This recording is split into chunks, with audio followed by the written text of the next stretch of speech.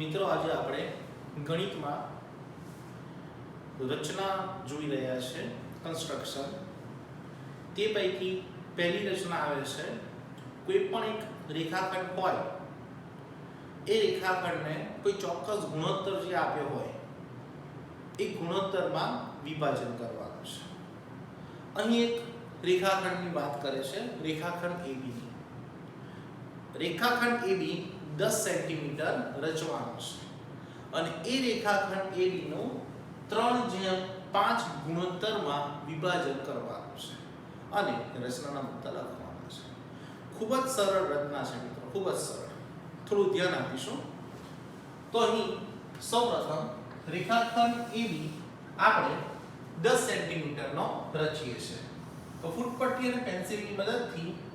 રેખાખંડ AB 10 સેન્ટીમીટરનો રચ્યો, બરાબર। તો અહીં રચનાના મુદ્દામાં પહેલો મુદ્દો આપણે લખીશું કે રેખાખંડ AB બરાબર 10 સેન્ટીમીટર રચના કરી। અહીં 10 સેન્ટીમીટરની રચના કરી છે આપણે। મિત્રો હવે આપણે ઉપર અને નીચે બંને બાજુ લઘુકોણ રચવાના છે, એટલે કે 60 નો ખૂણો રહે તે પ્રમાણે બે કિરણો, એક કિરણ ઉપરની બાજુ દોરીશું અને બીજું કિરણ નીચેની બાજુ દોરીશું। 60 નો ખૂણો રહે તે રીતે દોરશો તો સારું રહેશે। આમ તો તમે ગમે તે લઘુકોણ દોરી શકો છો, પણ આપણે 60 નો ખૂણો હોય તો બંને બાજુ સમાન લાગશે। તો અહીં બીજું સ્ટેપ લેવાનું છે આપણે, એટલે કે 60 નો ખૂણો રચતા આવડે છે, પરિકર અને પેન્સિલ લેવાની અને અણીવાળું જે પરિકરનું છે તે અહીં રાખીશું,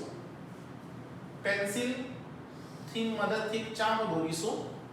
એ જ માપ લઈશું, અણીવાળું અહીંયા રાખવાનું અને પેન્સિલ અહીં મૂકી અને આ ખૂણો રચ્યો। તે જ પ્રમાણે અહીં અણીવાળું અહીંયા રાખ્યું B ઉપર, પેન્સિલથી આ ચાપ રચ્યો, ફરી પાછું એ જ માપ લઈને અણીવાળું અહીંયા રાખવાનું અને અહીંયાથી આ બીજો ચાપ રચ્યો। તો અહીં બે ચાપ દોર્યા બાદ તેને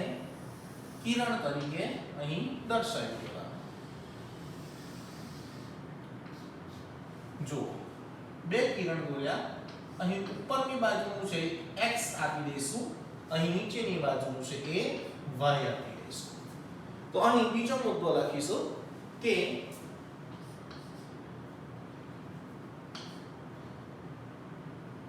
કિરણ xa અને કિરણ અથવા તો ax અને કિરણ by રચો, જેથી અહીં કિરણ ax અને કિરણ by રચો, જેથી ખૂણો xab અને ખૂણો બીજો ખૂણો અહીં છે aby લઘુકોણ બને।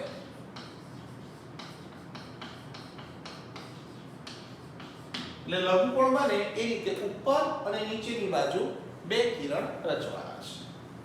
હવે મિત્રો અહીં આપણને વાત કરે છે 3/5 ની, એનો મતલબ પહેલા 3 છે અને નીચે કેટલા છે 5। તો શું કરવાનું છે હવે? તો સરખી લંબાઈને એવી રીતે લેવાના કે જેથી આપણે કિરણ ax માં એ સમય શકવા જોઈએ। પણ ઉપર જે માપ લો એ નીચે માપ લો, બરાબર। તો સરખી લંબાઈના ચાપ દોરવાના છે। તો ઉપરની બાજુ અહીં 3 આપ્યા છે એટલે ઉપર 3 દોરીશું, એ 5 છે એટલે નીચે 5 દોરીશું। સરખી લંબાઈના એક સરખું માપ લઈ લેવાનું। હવે કેવી રીતે ધ્યાન આપજો, હા, જેમ કે પરિકરનું એક સરખું માપ લીધું આપણે, અણીવાળો ભાગ અહીંયા મૂક્યો, એ આગળ આ પહેલો ચાપ પાડ્યો આપણે, જુઓ, બરાબર। હવે એને a1 નામ આપી દો। એ અણીવાળો ભાગ હવે શેની પર મૂકવાનો? a1 ઉપર મૂકવાનો, એ જ માપ લીધું, બીજો ચાપ પાડ્યો, a2 આપી દો। હવે a2 પર મૂકો અણીવાળો ભાગ, ફરી પાછું ત્રીજો ચાપ પાડો પેન્સિલથી, a3 આપી દો। જોઈ લો આ સરખી માપના અહીં આપણે 3 ચાપ લીધેલા છે બરાબર એવી જ રીતે અહીં નીચેની બાજુ કેટલા દોરવાના છે 3/5 એટલે નીચે કેટલા દોરીશું 5 તો જુઓ ફરી પાછો ઓળીવાળો ભાગ અહીંયા મૂકીશું B1 ફરી પાછો ઓળીવાળો ભાગ અહીંયા B2 અહીંયા B3 B4 અને B5 બરાબર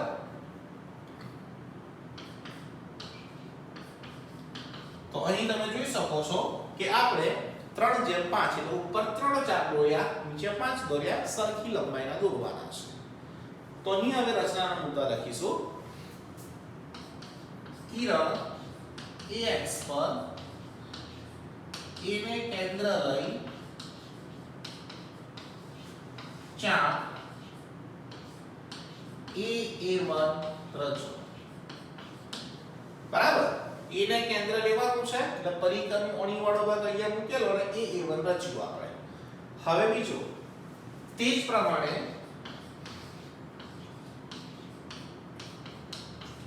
એ જ માપ લઈ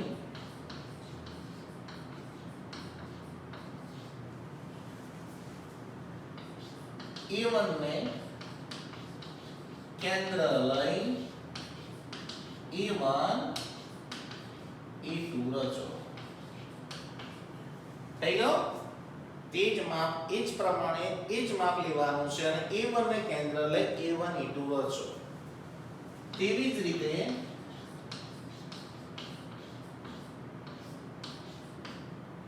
a2 a3 રચો જેથી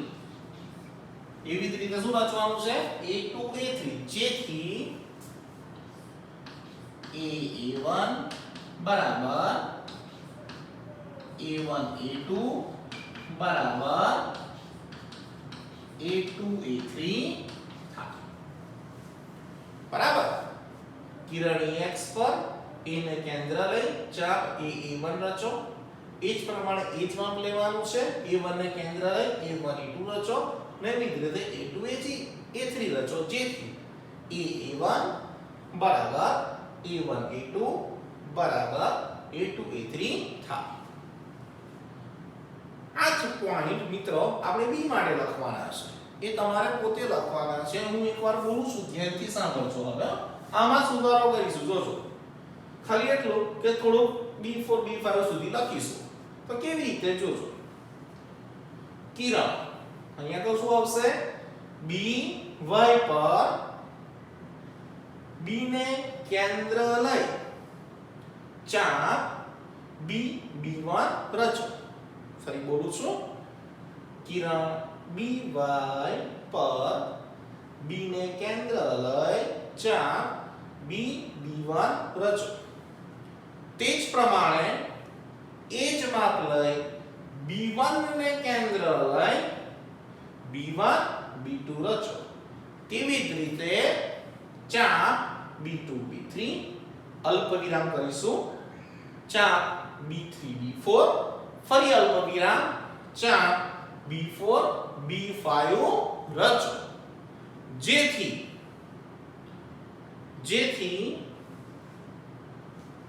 b1 બરાબર b1 b2 બરાબર b2 b3 બરાબર b3 b4 બરાબર b4 b5 થાય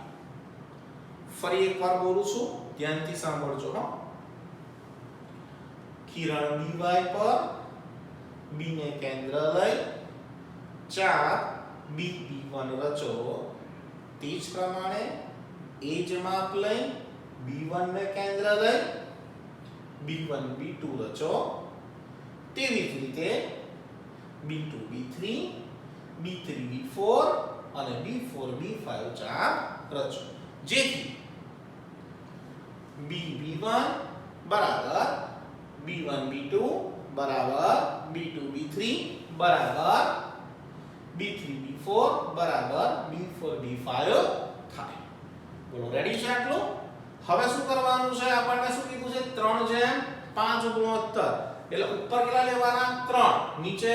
5 બંને જોડી દેવાનું ફૂટપટ્ટી પેન્સિલ થી જુઓ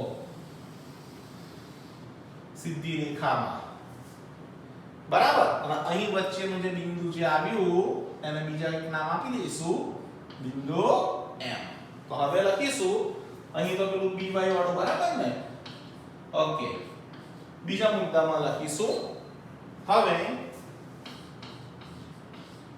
રેખાખંડ A3 અહીં શું છે B5 રેખાખંડ A3 B5 રચો જે રેખાખંડ AB ને કઈ બિંદુમાં છેદે M બિંદુમાં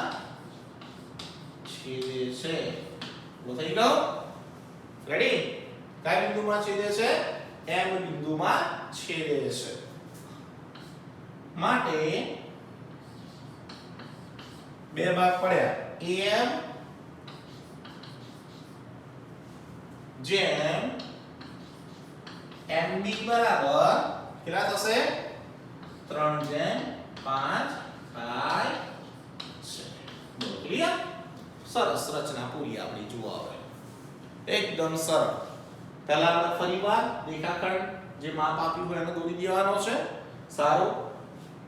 એ દોર્યા પછી ઉપર એક કિરણ અને નીચે કિરણ દોરવાનું 60 ના ખૂણે એ દોર્યા પછી જેમ કે ગમે તે આપ્યું હોય ધારો કે અહીંયા xy આપ્યું હોય તો અહીંયા પછી તમારે અહીંયા x નહીં લખવાનો પછી કારણ કે અહીંયા x આપી દીધું હોય કદાચ સમજો તમે તો અહીંયા બીજો કઈ લખી દે ABCD નો મૂળાક્ષર બરાબર સારું તો ઉપરનો લઘુકોણ થયો નીચેનો લઘુકોણ થયો અહીં જોવાનું કેટલા બાય કેટલા આપ્યા છે જેમ કે તમને ઉદાહરણ તરીકે માની લો 2:3 આપ્યા હોય 2:3 આપ્યા હોય તો ઉપર કેટલા ચાપ દોરવાના સરખા માપના 2 એ જ માપના નીચે કેટલા દોરવાના 3 અને બીજા અને ત્રીજાને જોડી દેવાનો બસ સિમ્પલ ઠીક છે અને રચનાના મુદ્દા લખવાના છે તો આજનો આપણો આ રચનાનો ટોપિક અહીં સમાપ્ત થાય છે બરાબર બીજી પ્રેક્ટિસમાં આ રચના છે જે દોરવાની છે તમારે આ વિડિયો કદાચ ના ખ્યાલ આવે તો પર્સનલી પણ મને ફોન કરીને તમે સમજી શકો છો થેન્ક યુ આભાર ટેક કેર